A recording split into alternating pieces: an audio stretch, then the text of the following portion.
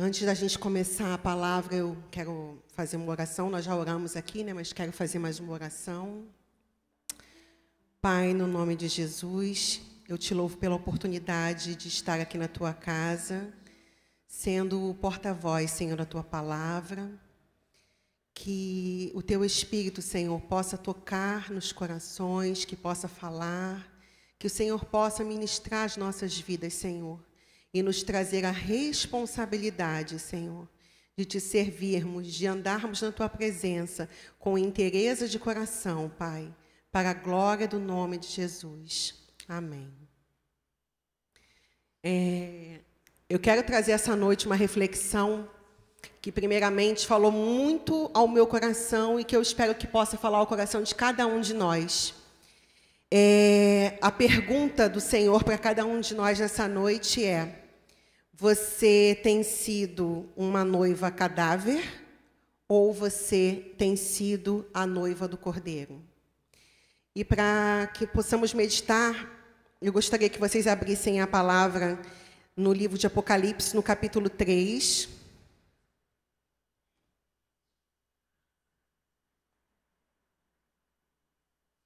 A versão que eu estarei lendo é a Nova Versão Internacional. Então, se alguém estiver lendo a Almeida corrigida ou atualizada, uma ou outra palavra mudam, mas, na verdade, o contexto é o mesmo. Todos acharam? Apocalipse, capítulo 3, diz assim: Estas são as palavras daquele que tem os 7 Espíritos de Deus e as 7 estrelas. Conheço as tuas obras. Você tem fama de estar vivo, mas está morto. Esteja atento, fortaleça o que resta e que estava para morrer, pois não achei suas obras perfeitas aos olhos do meu Deus. Lembre-se, portanto, do que você recebeu e ouviu, obedeça e arrependa-se. Mas se você não estiver atento, virei como um ladrão, e você não saberá a que hora virei contra você. No entanto, você tem aí em Sardes uns poucos que não contaminaram as suas vestes. Eles andarão comigo vestidos de branco, pois são dignos. O vencedor será igualmente vestido de branco. Jamais apagarei o seu nome do livro da vida, mas o reconhecerei diante do meu Pai e dos seus anjos. Aquele que tem ouvidos, ouça o que o Espírito diz às igrejas. Queridos, a primeira coisa que a gente pode notar dentro dessa leitura que a gente fez é que Jesus não diz que você não faz nada. Ele começa dizendo: conheço as tuas obras.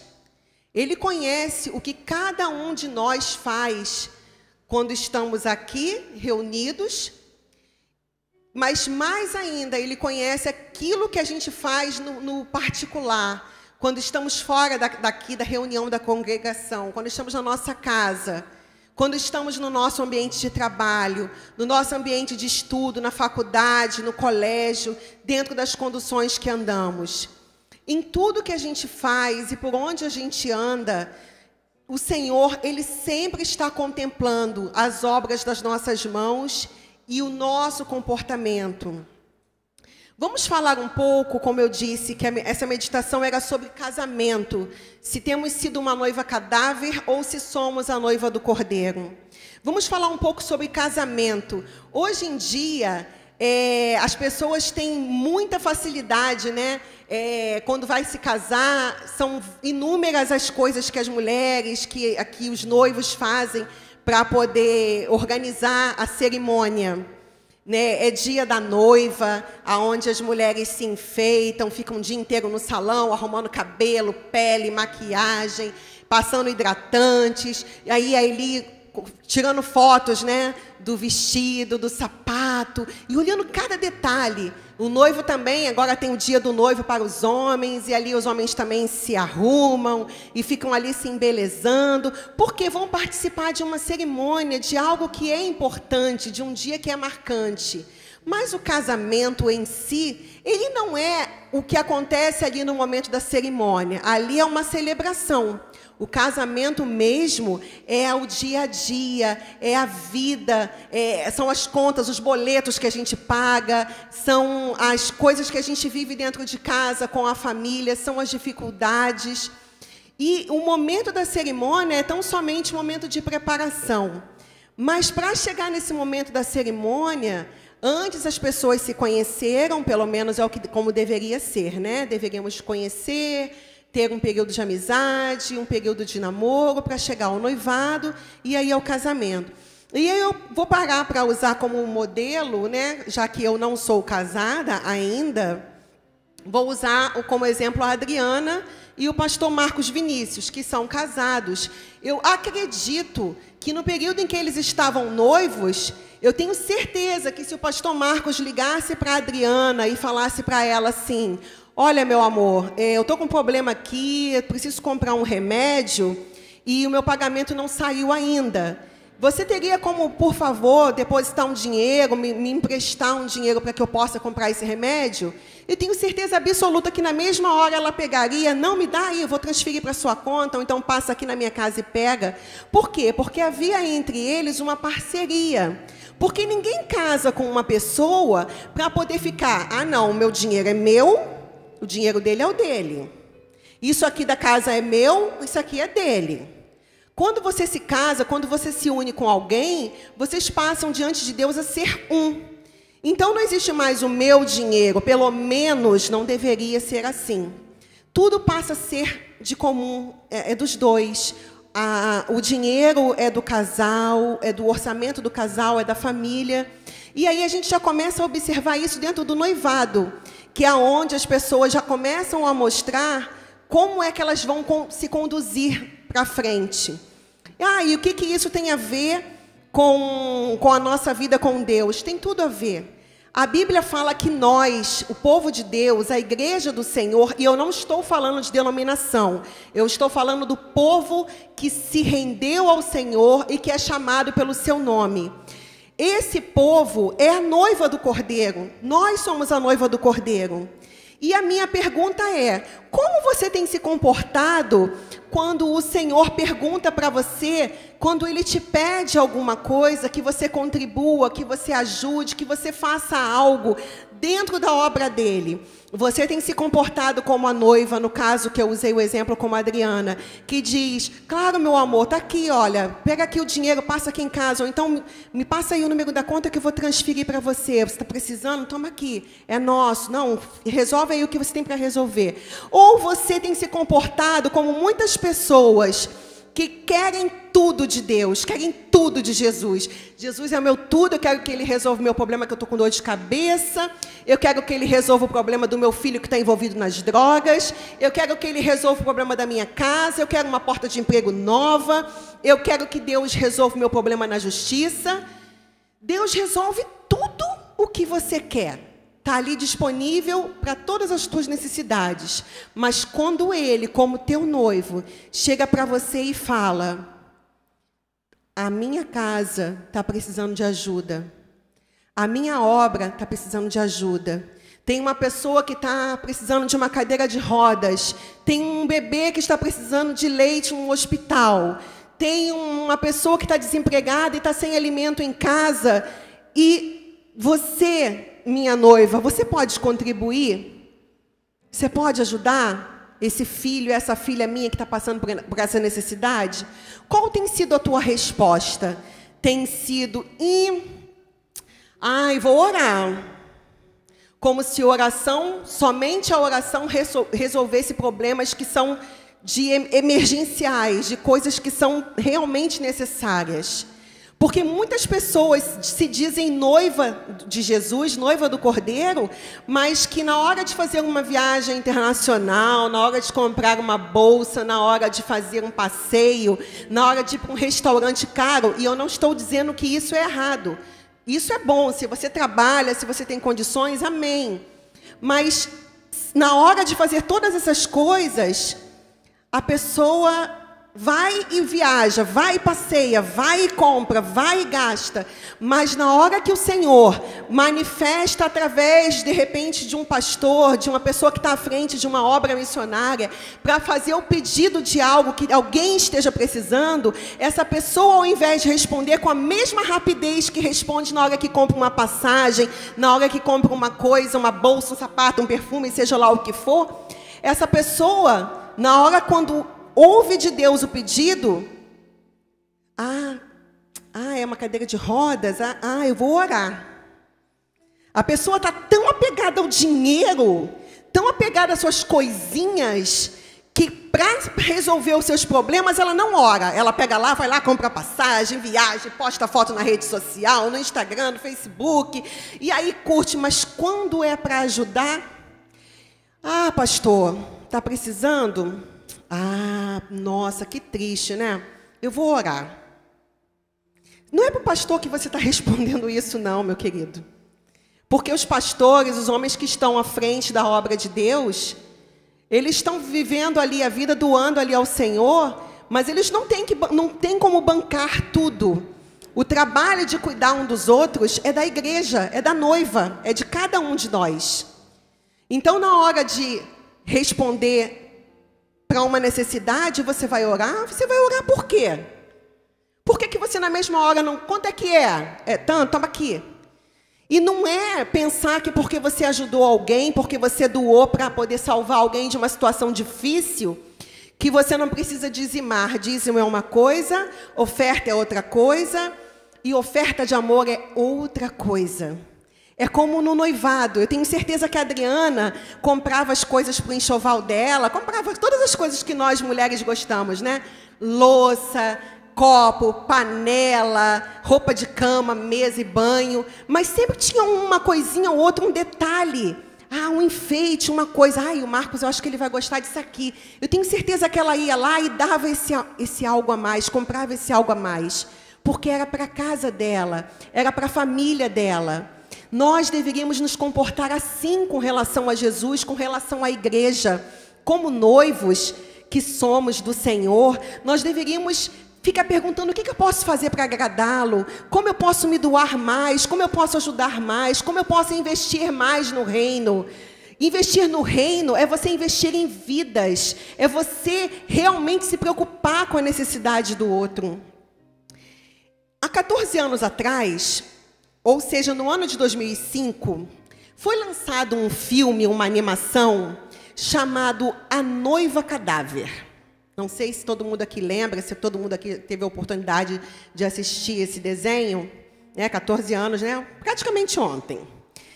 E a história desse filme era assim, era sobre um noivo vivo, chamado Victor, que ele estava comprometido com uma noiva também viva, chamada Victoria. E sobre a Emily. Quem era a Emily? A Emily era uma noiva morta, era uma noiva cadáver, que ela queria obrigar o Victor a se casar com ela.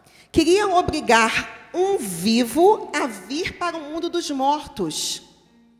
Totalmente incompatível. O desenho mostra ali ele tentando driblar ela. E numa das cenas desse filme, que é bastante interessante, quando a Emily está ali, querendo forçar ele, né, mostrando que ele, por acaso, ele estava ensaiando, na verdade, os votos de casamento que ele faria com a Victoria, ele acaba colocando por acidente a aliança de casamento num graveto de uma árvore, que, na verdade, era o osso, né, da mão da noiva cadáver, da Emily. E aí, quando ela começa a falar, não, agora você é meu marido, você está casado comigo, ele se vira para ela e ele diz assim, mas eu nem sei o seu nome. Para pensar na profundidade disso. É um desenho. Ok, é um desenho. mas ele nem sabia o nome dela. E nós acabamos de ler aqui, em Apocalipse, no capítulo 3, no versículo 5, Jesus dizendo assim: jamais apagarei o seu nome do livro da vida, mas o reconhecerei diante do meu Pai e dos seus anjos. Jesus, ao contrário do Victor, no personagem do nosso desenho, ele sabe o teu nome.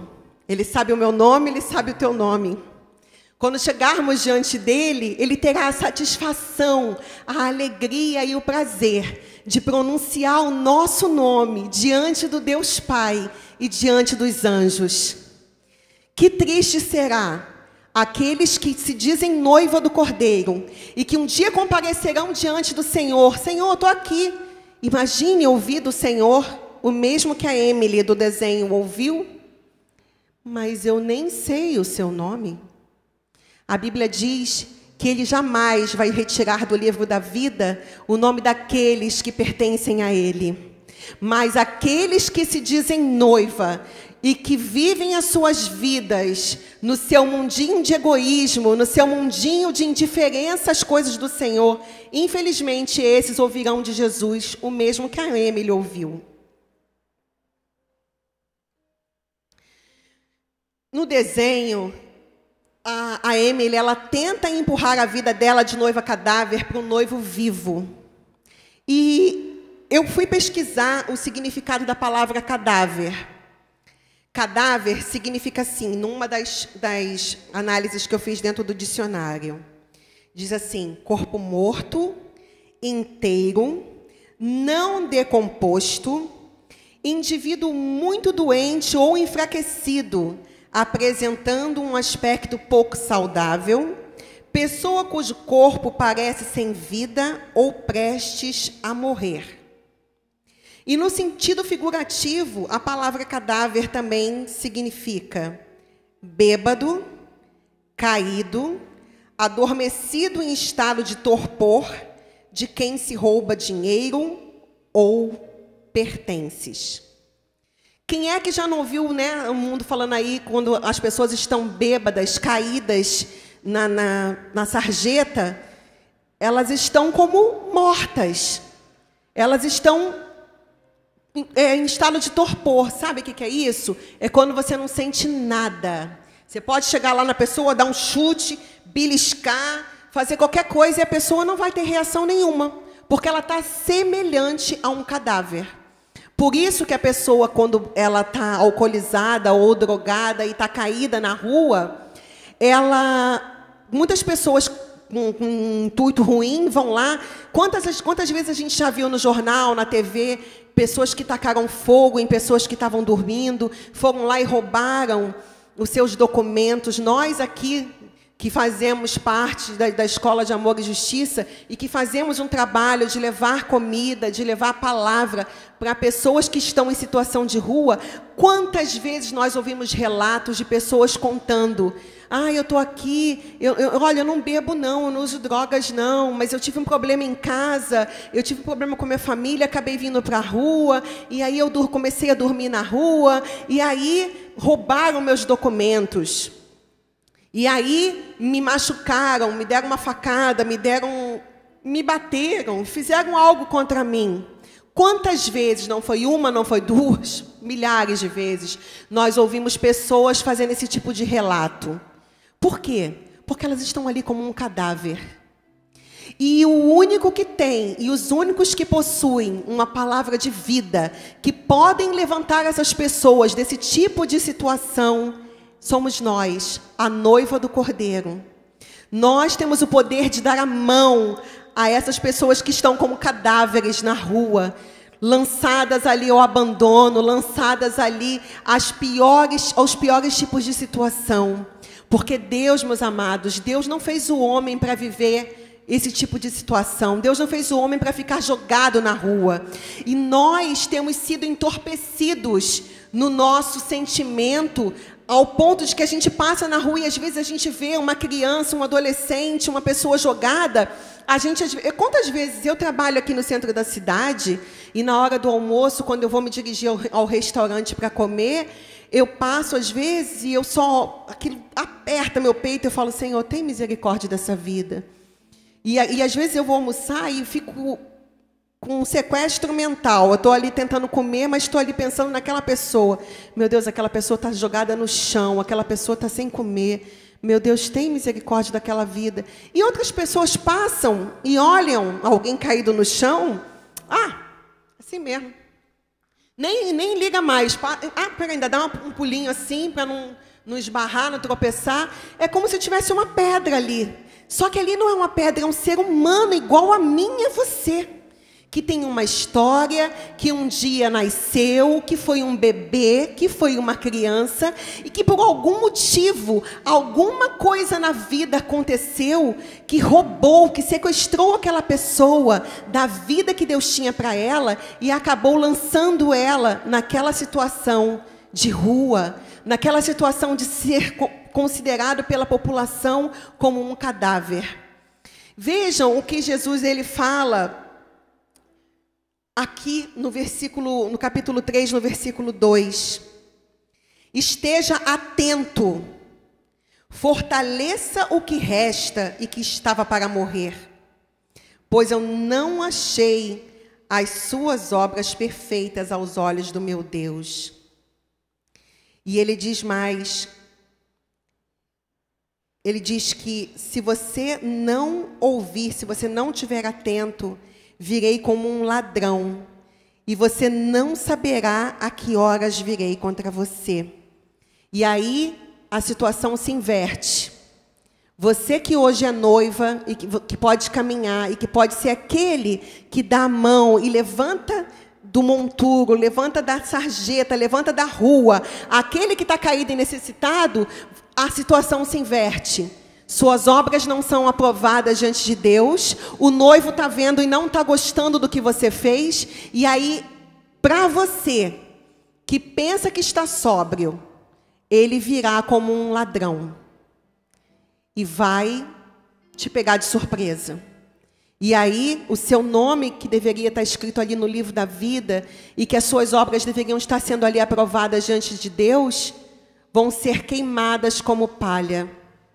Senhor, mas eu não preguei no teu nome, eu profetizei, eu expulsei demônios, eu cantei na igreja, eu até dizimei, eu até ofertei. Virou palha, tudo queimado. Porque você fez por obrigação, você fez por religião, você fez por qualquer outro intuito do teu coração que eu não sei, que só Deus sabe. Mas você não fez porque você ama o noivo. Você não fez porque você se considera noiva do Cordeiro. Você não fez porque você quer ter suas obras vivas diante dele. Você não fez porque você quer agradar ao Pai. Você fez por outros motivos. Então, fique atento. Veja que ele fala que você recebeu, olha, lembre-se, capítulo 3, versículo 3. Lembre-se do que você recebeu e ouviu. Senhor, mas eu recebi o quê? O que é isso aqui? A palavra de Deus, ela é instrução para a nossa vida. Você não está aqui nesse mundo, eu acho engraçado quando algumas pessoas comentam assim, a vida é muito difícil, não tem manual de instrução, a gente não sabe. Tem sim, queridos. O manual de instrução de Deus para mim e para você é a Bíblia. É a Torá. De Gênesis a Apocalipse, todinho, inteirinho, instrução para você, de como viver, de como se relacionar com você, com Deus, com o teu próximo, de como amar, de como perdoar, de como cuidar, de como ajudar, de como se arrepender. Você vê que ele fala, lembra do que você tem recebido, ouvido, obedeça e arrependa-se. Sem obediência e sem arrependimento, todas as tuas obras serão meramente como palha. Serão queimadas e serão inúteis. O Senhor menciona que tem poucas pessoas que não contaminaram as suas vestes. Aqui no caso era na cidade de Sardes.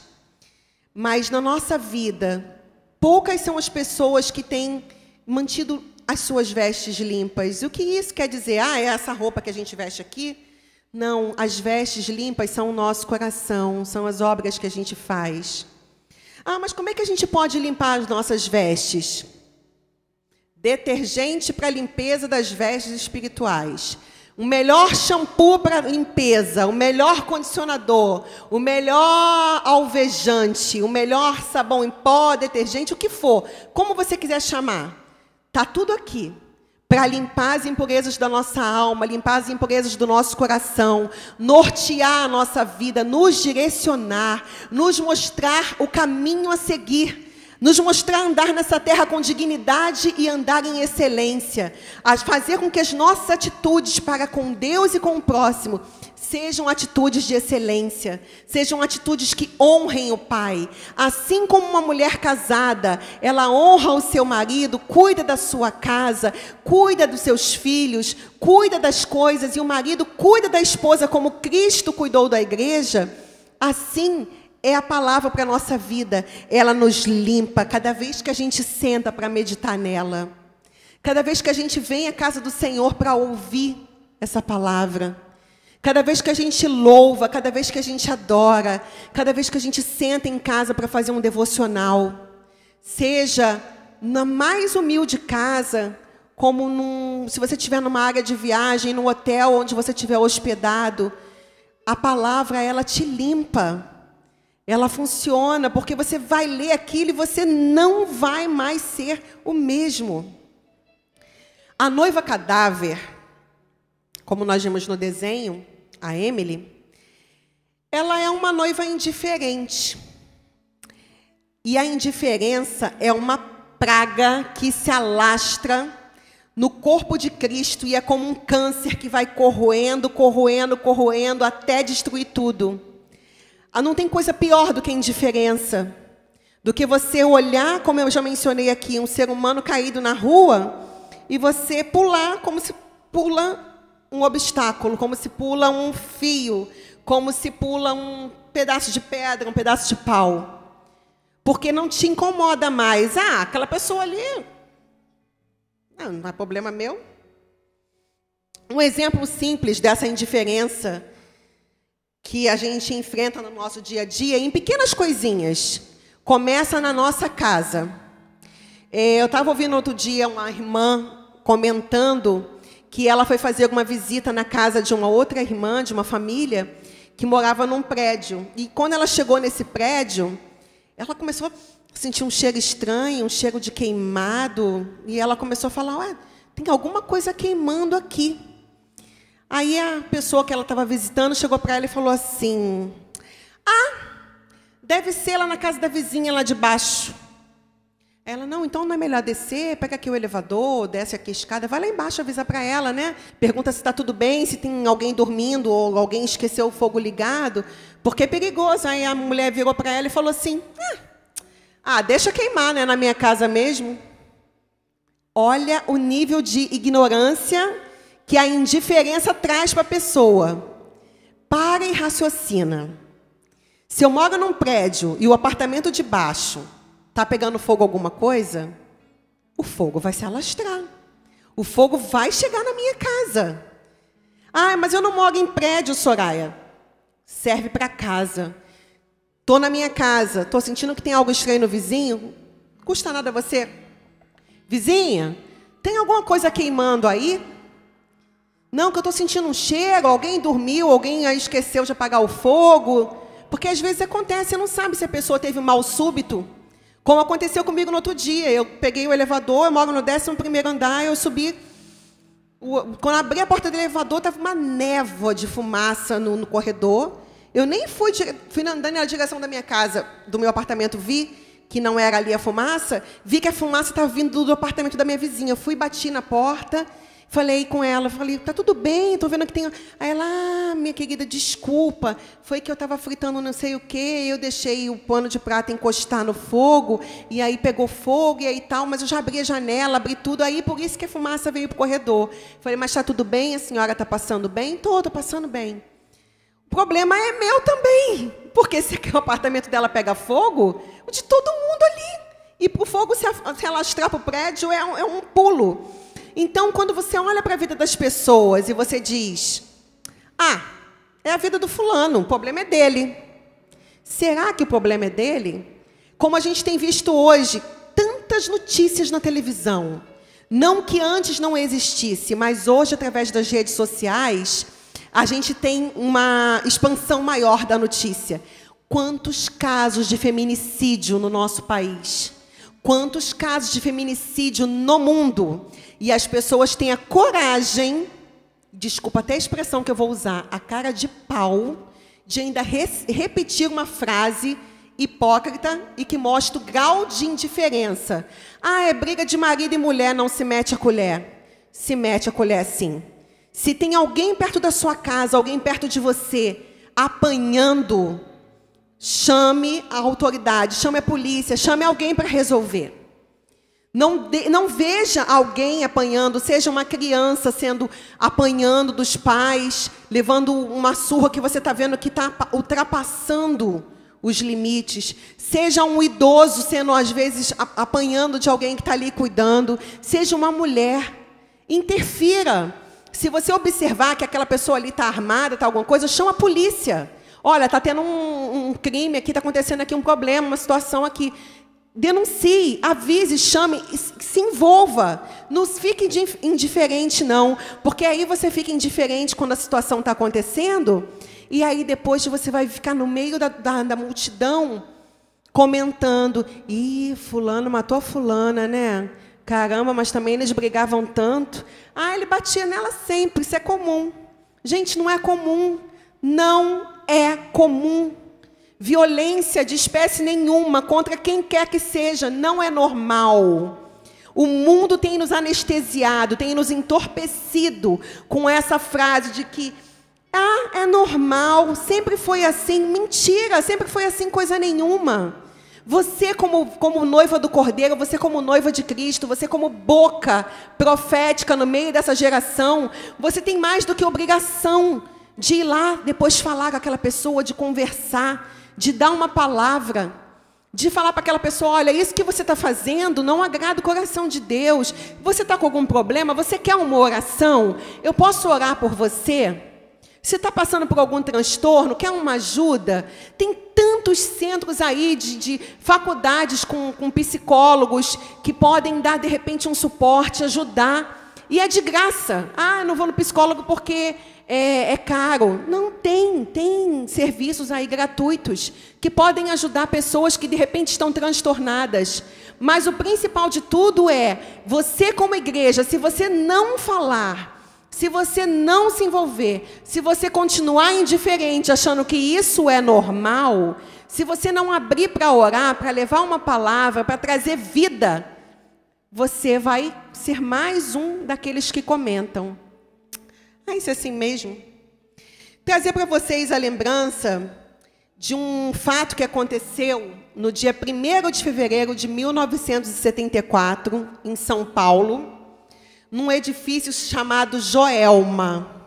Algumas pessoas devem lembrar. Quem não se lembra, porque já tem 45 anos esse fato, depois dá um Google aí, que no Google tem a história.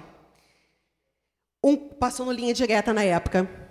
Olha só, um curto-circuito em um aparelho de ar-condicionado no 12º andar do prédio, rapidamente se alastrou pelos demais pavimentos do prédio e 191 pessoas morreram e mais de 300 ficaram feridas nessa tragédia do edifício Joelma.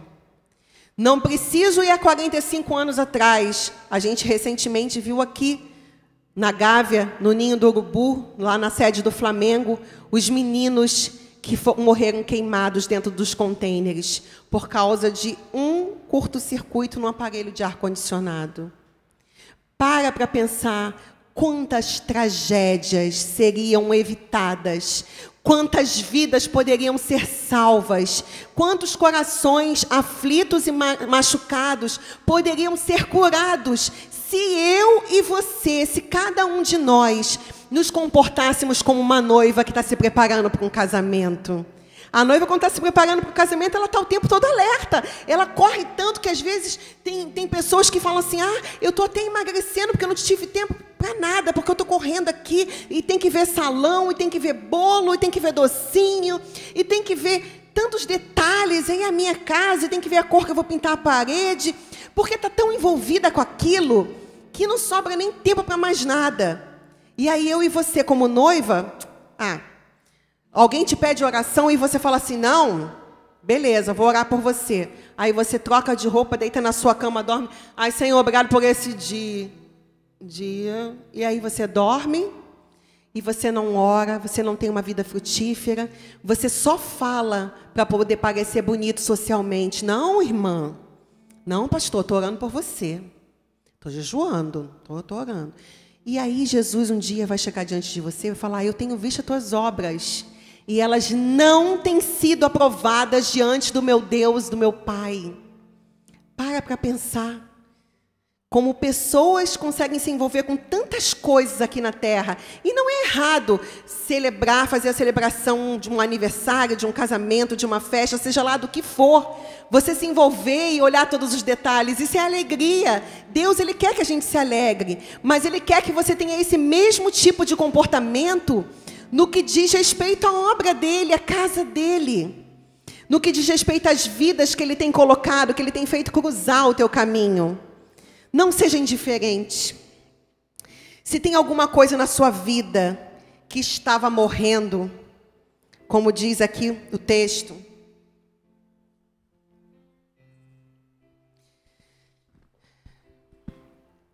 se tem alguma coisa que estava para morrer, Apocalipse capítulo 3, versículo 2, esteja atento, fortaleça o que resta e que estava para morrer. Se tem alguma coisa, essa pergunta é só você e Deus. Quando eu estava meditando ontem à noite nessa palavra, e eu estava falando, Senhor, o que tem na minha vida que está para morrer? O que tem na minha vida que eu, como tua noiva, estou deixando de fazer? O que eu estou fazendo e que diante de ti vai ser visto como apenas uma obra morta que vai ser queimada como palha no fogo? Se tem alguma coisa na nossa vida que está morrendo, desperta. Desperta porque na própria palavra, no livro de Apocalipse ainda, no capítulo 19, vou pedir para você folhear umas páginazinhas. No capítulo 19, tem um convite para mim e para você. No capítulo 19, no versículo 7, diz assim: regozijemo-nos, vamos alegrar-nos e dar-lhe glória, pois chegou a hora do casamento do Cordeiro, e a sua noiva já se aprontou. Para vestir-se, foi-lhe dado linho fino, brilhante e puro. O linho fino são os atos justos dos santos. Para e pensa de novo. Pois chegou a hora do casamento do Cordeiro e a sua noiva já se aprontou. Essa noiva somos eu e você.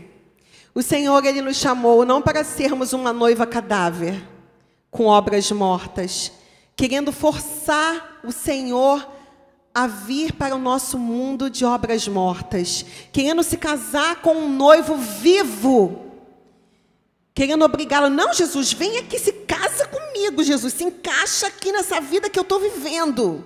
Ele não vai se encaixar.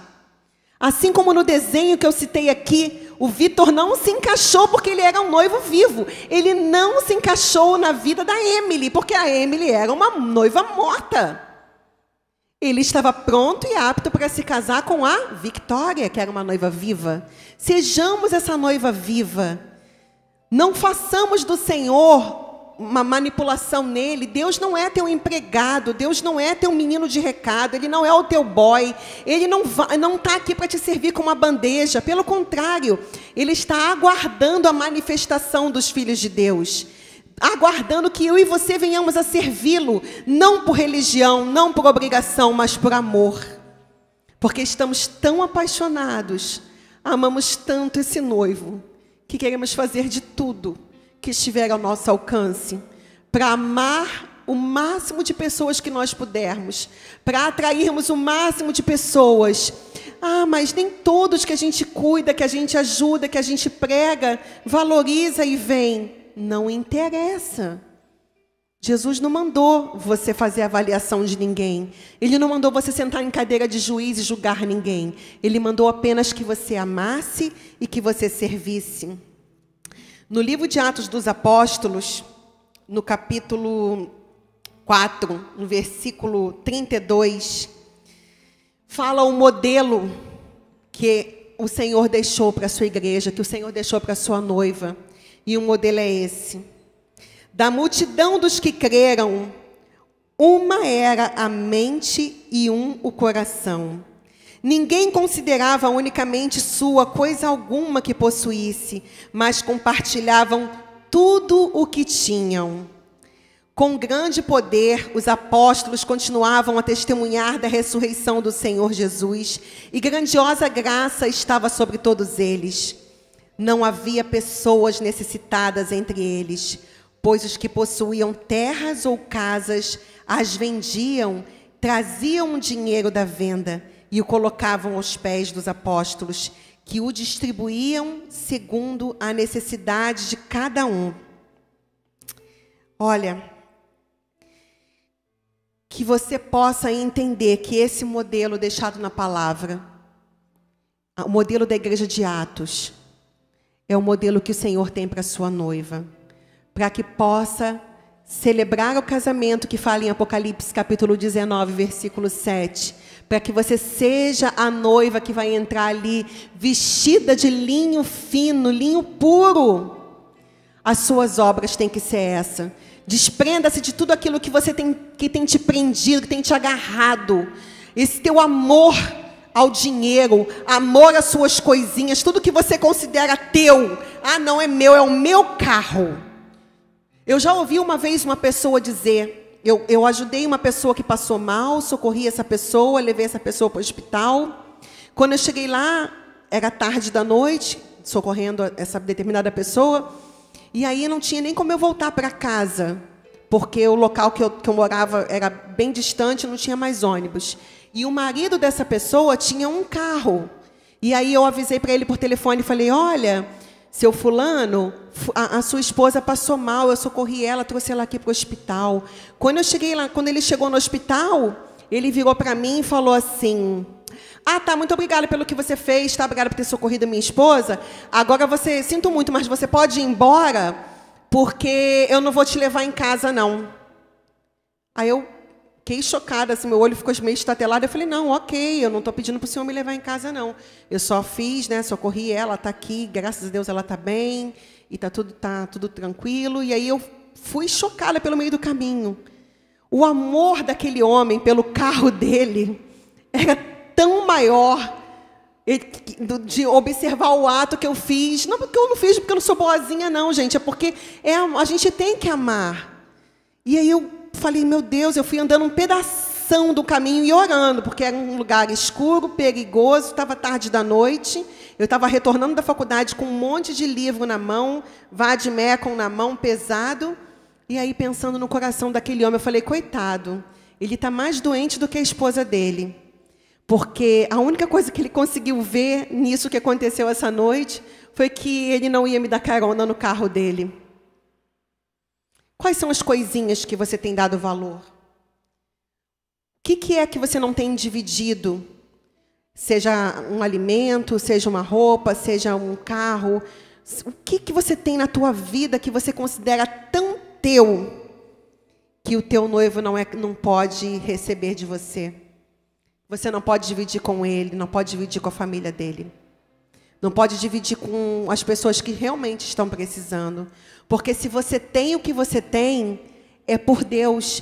Porque é dele que recebemos saúde e força para trabalhar. Saúde e força para conquistar cada coisa que vem às nossas mãos.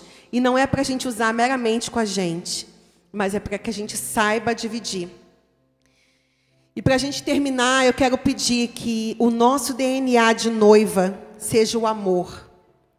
O amor que cuida, que ampara, que consola, que ouve, que se doa, que guarda, que se importa, porque o amor é o que o amor faz. É impossível você dizer que ama a Deus, que você não vê, se você não é capaz de amar o teu próximo que está aqui do teu lado, precisando de você. Que nessa noite, antes de você deitar para você dormir, que você possa trazer essa reflexão: Senhor, eu tenho te amado o suficiente? Eu tenho realmente investido no teu reino? Ou eu estou enterrando todos os talentos, dons e coisas que o Senhor me concedeu? O que tem na minha vida que está para morrer? Me ajuda, Senhor. Nos ajude, Senhor, a sermos uma noiva que te agrade e não uma noiva cadáver. Que Deus te abençoe, que Deus nos abençoe e que Ele possa nos despertar. Em nome de Jesus. Pastor Marcos.